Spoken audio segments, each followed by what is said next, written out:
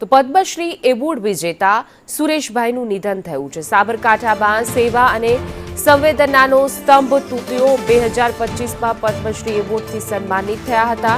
સહયોગ કુષ્ઠ ટ્રસ્ટ થકી નિસ્વાર્થ સેવા આપી છે। કુષ્ઠરોગી જરૂરિયાતમંદ લોકો માટે જીવન સમર્પિત કર્યું। હિંમતનગરની ખાનગી હોસ્પિટલમાં લીધા અંતિમ શ્વાસ।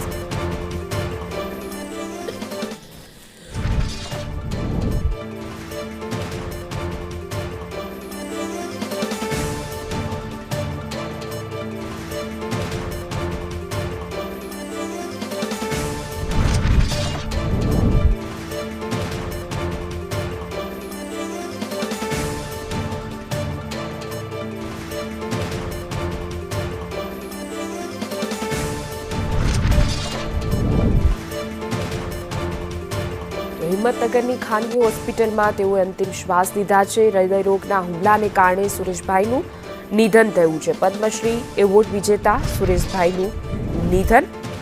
સાબરકાંઠામાં સેવા અને સંવેદનાનો સ્તંભ તૂટ્યો છે।